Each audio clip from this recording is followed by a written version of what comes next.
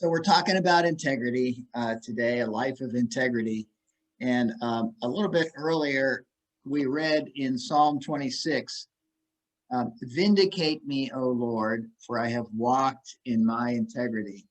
And I've always found that to be a really audacious claim, even though it's in the scriptures, even though it comes from David, who is, the man after God's own heart, thinking about what David's life was like and the fact that he committed murder and adultery and a bunch of other things that God said kings would do if they got a king, if Israel got a king. And so obviously integrity doesn't mean perfection. All of us are aware of the flaws in our own lives and our hidden sins, our secret doubts, and so on. But it must be possible to live a life of integrity. And I think that how David thinks about that is sort of borne out in the next 7 verses of Psalm 26. I have trusted in the Lord without wavering. Your steadfast love is before my eyes. David is constantly keeping God before him. I do not sit with the worthless, nor consort with hypocrites. Hate the company of evildoers, so not connecting himself, associating himself with those who are not living according to God's direction and will.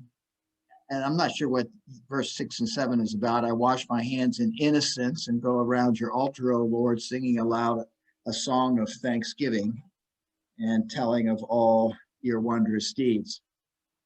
But it seems to me that integrity in David's sense is more about what he's oriented towards. So can we just talk a little bit about what a life of integrity might look like in our context for a follower of Christ? I think it's a life that's organized around one goal for a Christian, and that is just what you said about David, listening to God and putting God on display.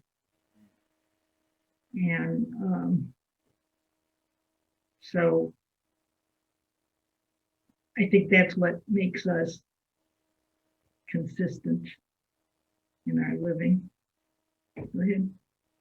Well, when we were thinking about this, Jane brought up something she discussed with her American literature students about Atticus Finch. Oh, well, I know that novel may be a little more romanticized about the real Atticus Finch than he was, but the image in the novel is always that he was the same at home as he was on the public streets. Everyone knew exactly what they could expect from Atticus Finch.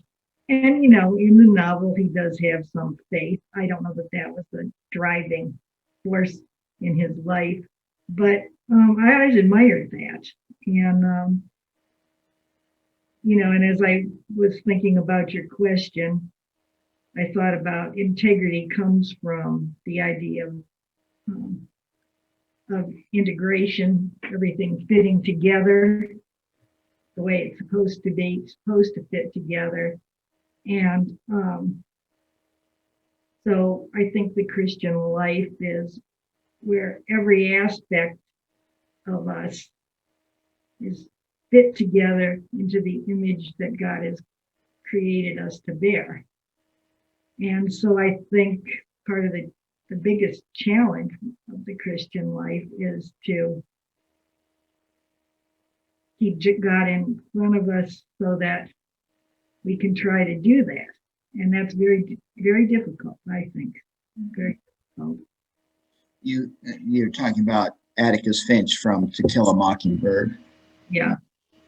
You used a word earlier, Jane, consistency. A life of consistency and congruence seems to be a part of that. Yeah, I think part of congruent is better than consistency, really, because consistency, I mean, I think congruence is better because you're being congruent with the Lord. If you just try to be consistent with an idea, sometimes that takes you away from the Lord. You know, this is just a silly example, but during COVID, we've been putting together an occasional puzzle. And we had a 1,000-piece puzzle that we put together, about a year ago now. And and it was hard, very hard puzzle to put together. And we finally got it together. And, you know, we had one goal, we had one image in mind, everything seemed to fit. We had one more piece and one more place for a piece, and that piece did not fit. And so I had to go back and try to look at a whole lot of pieces. And I don't even know how I found the one that was off. You couldn't see it. It was off by just a little bit. And I thought, well, there was not what the integration was not perfect.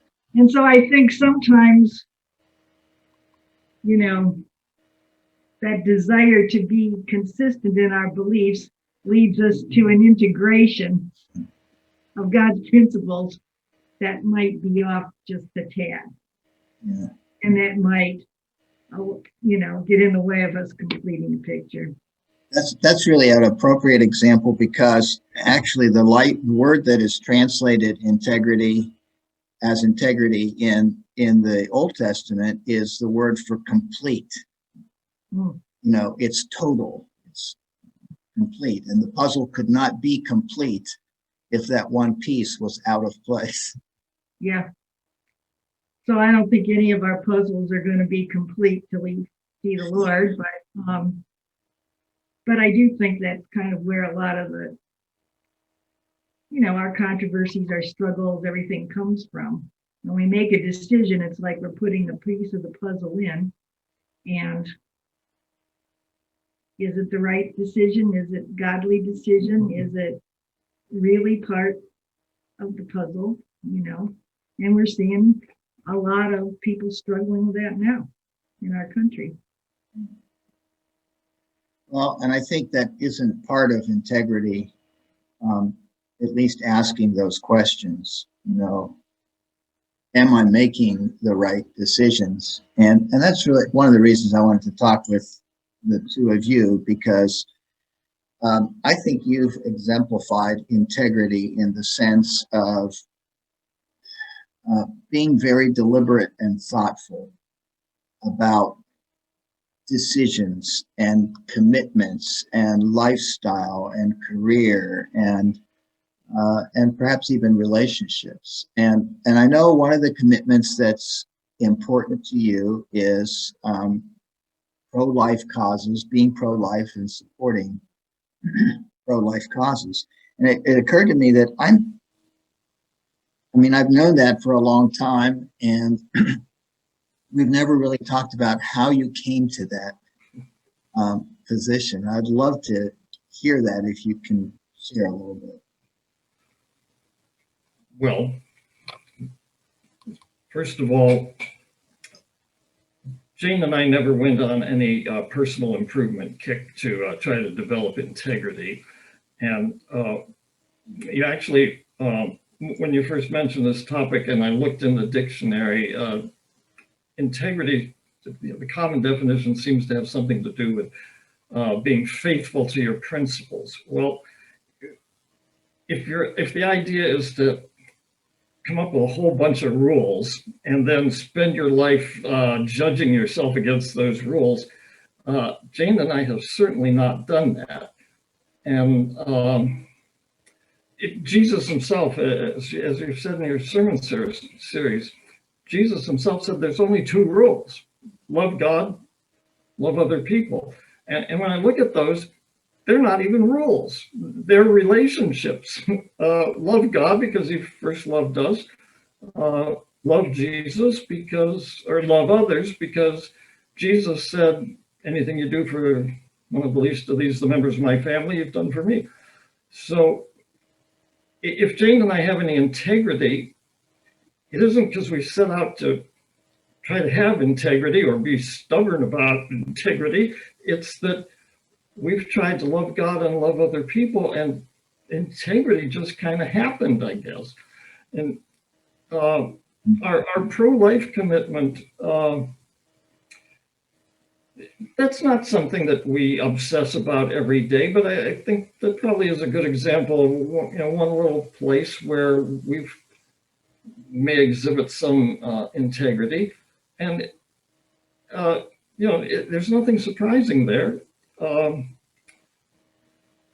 Some years back, it must be more than 30 years ago, a friend of mine invited me to go with him one night to the basement of some Catholic church over in Price Hill. Said they were going to be showing a new movie called Silent Scream. And I knew it was about abortion. And I went there and I watched ultrasound video, motion pictures of a little baby in the womb, reeling back in terror, trying to avoid the doctor's instruments as the doctor began to tear him to shreds. I remember that I sat there in the dark. I had my hat in front of me because I was afraid I would throw up. And it wasn't that I made a rule and said, okay, abortion is bad, I'll be against it. It was, I'm not sure I thought in these terms at that moment, but love God, love others. If I'm going to love God and love others, this doesn't fit. There's no way this could fit. That's all there's been to it is,